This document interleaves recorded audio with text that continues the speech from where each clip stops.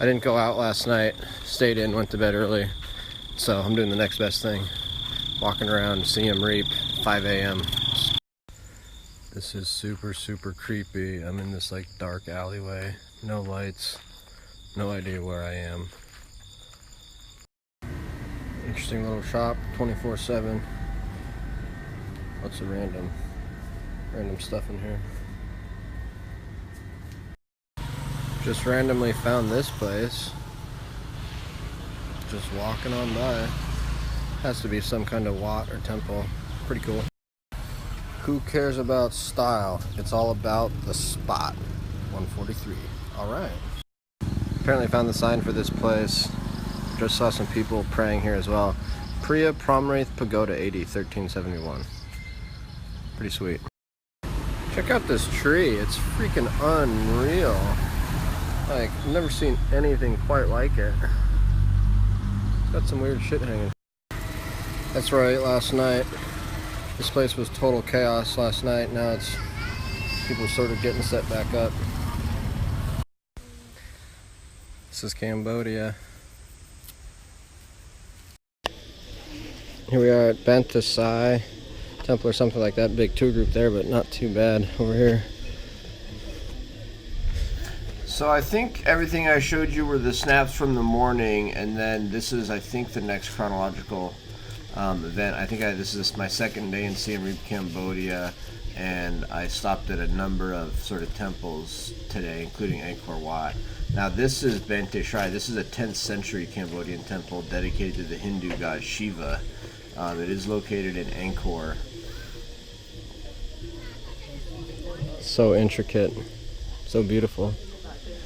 That was actually one thing I noticed that's a huge difference between like Cambodia and Machu Picchu is that Cambodia and Angkor and all these temples, even though they're from 800, 900 AD, which is 500 or 600 years before Machu Picchu, this is much more intricate rock work, much more intricate architectural design, and much more impressive as a whole. Apparently one of the reasons they're able to do such elaborate decorative wall carvings is because this is built largely of red sandstone. Interestingly, this temple was rediscovered in 1914, which is actually really similar to the time period that Machu Picchu was sort of rediscovered by Westerners. I'm going to stop narrating now because as I walked out of this temple, there was a band playing local music you can hear, so.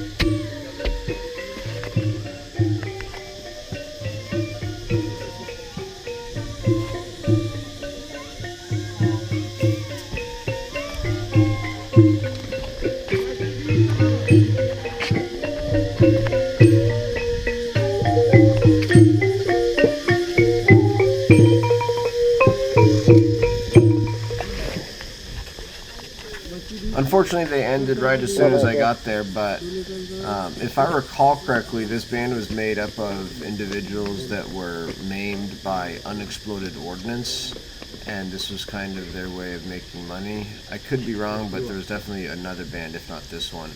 Apparently, it's a really big problem in Cambodia. Many people have been injured by leftover ordnance from basically the war in Vietnam.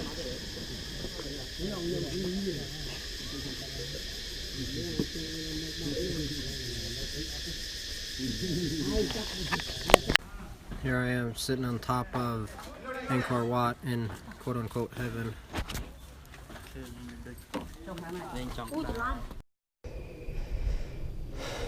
Here we are at Angkor Wat.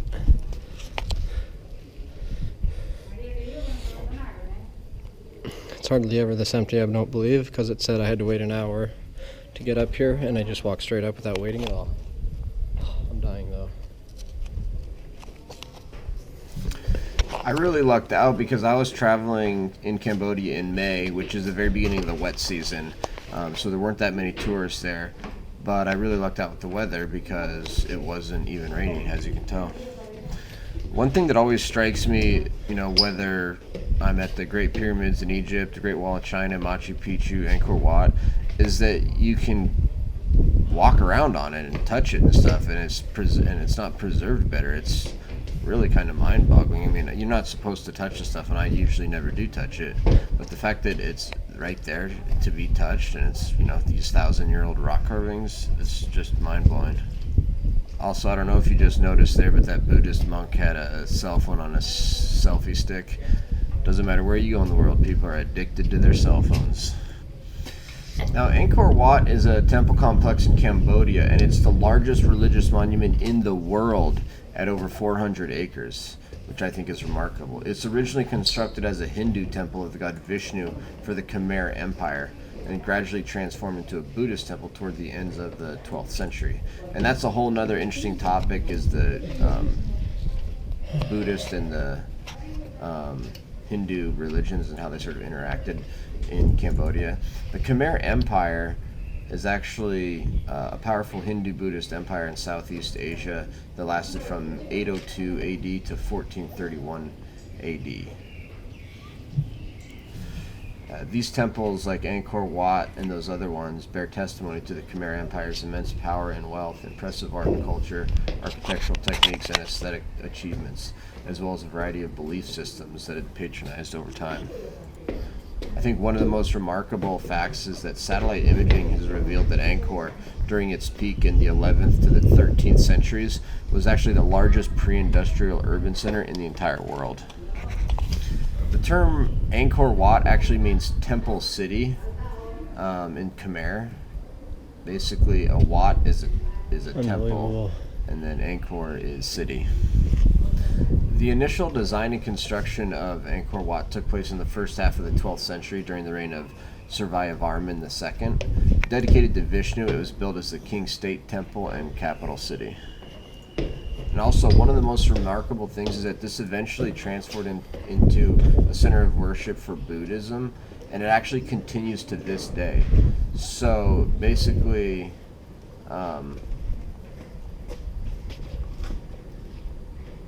it's the only one to have remained a significant religious center since its foundation. So they've been using this, and it's still in use as a religious foundation for that long. Can't believe they let you actually walk around on and inside Angkor Wat. Meanwhile, people in Montana absolutely freaking out that somebody went off the boardwalk at Yellowstone. You have to have followed the tourist news out of Montana during this time to get that joke, but basically that's it. This isn't the end of the day. I think I do go to some more temples, but because the video is so long already, I'm going to save the other temples and other GoPro footage for the next episode.